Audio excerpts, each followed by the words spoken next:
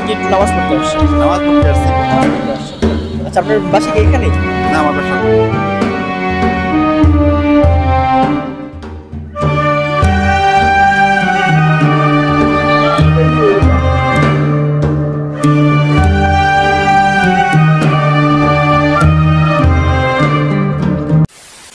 Hey guys, আসসালামু আলাইকুম and welcome to my another brand new vlog. তো আজকে আমি চলে এসেছি কিশোরগঞ্জে পাগলা মসজিদ। আর এই মসজিদটা এখন বর্তমানে নেতৃত্ব দিচ্ছে মুফতি খলিলুর রহমান, সে এখন পেশা আছে ইমাম। আর এই মসজিদে গম্বুজ আছে মোট 3টি এবং একটি মিনার। গাইস, আমরা এখন যে মসজিদটার সামনে আছি সেটা হচ্ছে পাগলা মসজিদ। আর এই মসজিদে বিশেষত্ব হচ্ছে, আসলে সবার মুখে যেটা প্রচলিত সেটা হচ্ছে এই মসজিদে যদি কোনো কিছু দান করা হয় বা যদি কোনো মানত করা হয় সেটা নাকি মহান আল্লাহ তাআলা পাক সেটা পূরণ করে দেয়। সেই বিশ্বাসী সবাই এখানে বিভিন্ন ধরনের বৈদেশিক মুদ্রা, হাঁস, মুরগি, কবুতর, মানে এভরিথিং, মানে যে যার যতটুকু সামর্থ্য সম্ভাবনাটা দিয়ে এখানে দান করার ট্রাই করে। আর আমার পিছনে দেখতে পাচ্ছেন যে নদীটা, সেটা হচ্ছে নরসুধা নদী। আর যে ব্রিজটা দেখতে পাচ্ছেন সেটা হচ্ছে নরসুধা ব্রিজ। আর প্রতি 4 মাস 10 দিন পর এখানে যে দান বাক্সগুলো আছে সেটা খোলা হয়। এভারেজ প্রতি 4 মাস পর পর, মানে 1 বছরে 3 বার যে দান বাক্সগুলো খোলা হয়, এভারেজ ওখানে 7 থেকে 8 কোটি টাকা প্রতি 4 মাস 10 দিন পর পর পাওয়া যায়। এখানে প্রতি 4 মাস 10 দিন পরে যে বস্তাগুলো খোলা হয়, বস্তার পরিমাণ হয়ে যায় 10 থেকে 12 বস্তা। তো আমরা একটু ওই দিকে যাই।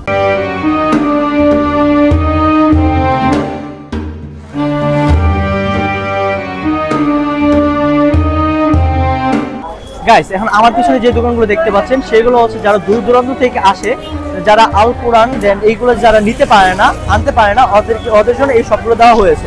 আর এই দোকানের নাম হচ্ছে সাত পেপার হাউস। আর এই দোকানের ভিতরে আছে।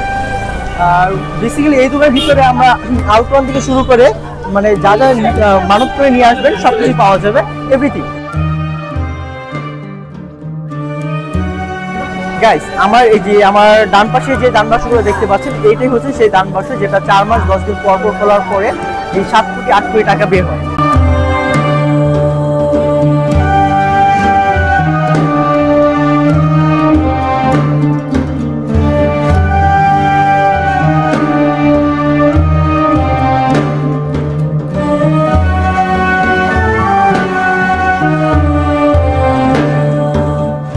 গাইস, এখন এই যে ছাগলগুলো দেখতে পাচ্ছেন, যারা অনেক দূর থেকে আসে তো তারা হয়তো ছাগল নিয়ে আসতে পারে না, তারাও যদি চায় এখান থেকে ছাগল নিতে পারবে। আর এখানে ছাগলের অনেক ব্যাপারীরা আছে, আপনারা যদি চান তাদের কাছ থেকে নিতে পারবেন। আসসালামু আলাইকুম।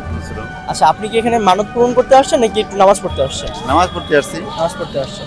আচ্ছা, আপনার বাসা কি এখানেই? না, আমার বাসা গফরগাঁও। গফরগাঁও? হ্যাঁ। আচ্ছা, এটা শুনুন। আচ্ছা, ঢাকা থেকে আসছো? আমাকে যা বললা আর কি। জি ভাই, ঢাকা থেকে এসেছি। আচ্ছা, তুমি কি মানতের উদ্দেশ্যে আসছো নাকি এমনি ঘুরতে আসছো? এমনি যে নামাজ পড়তে এসেছি। নামাজ পড়তে আসছো? ময়মনসিংহ। ময়মনসিংহ, আমার বাসা ময়মনসিংহ দিয়ে আসছি।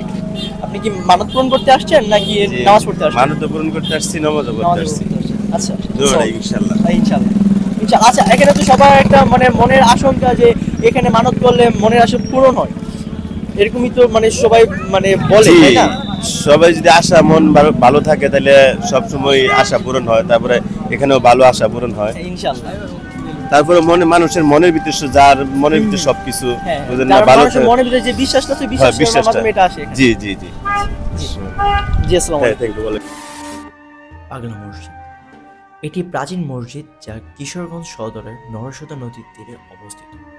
3 তলা বিশিষ্ট মসজিদটিতে রয়েছে একটি সুউচ্চ মিনার এবং এই মসজিদটির যে কমপ্লেক্সটি আছে সেটি 3 একর 88% জায়গার উপর প্রতিষ্ঠিত। 1979 সালের 10ই মে থেকে ওয়াকফ স্টেট মসজিদটি পরিচালনা করছে। আমরা এখন কিশোরগঞ্জ পাগলা মসজিদের ছোট্ট একটা ইতিহাস সম্পর্কে জেনে আসি।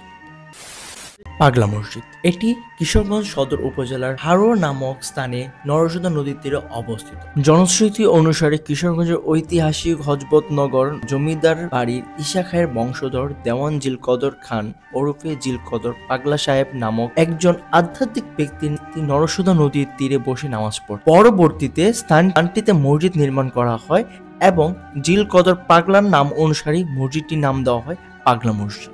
প্রতি 4 মাস 10 দিন পর পর এই মসজিদের যে সিন্দুকগুলো আছে সেগুলো খোলা হয়। ওই অনুযায়ী 2023 সালের 9 ডিসেম্বর দানবাক্স খুলে রেকর্ড 6,32,51,423 টাকা পাওয়া যায়।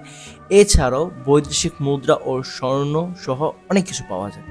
তার সাথে তার ঠিক 4 মাস 10 দিন পর 20 এপ্রিল 2024 দানবাক্স খুলে রেকর্ড পরিমাণ টাকা 7,78,67,537 টাকা এবং ঠিক তার 4 মাস 10 দিন পর 17 আগস্ট 2024 দানবাক্স খুলে টাকার পরিমাণ দাঁড়ায় 7,22,23,000। 30 নভেম্বর 2024 দানবাক্স খুলে পাওয়া যায় 8,21,34,000।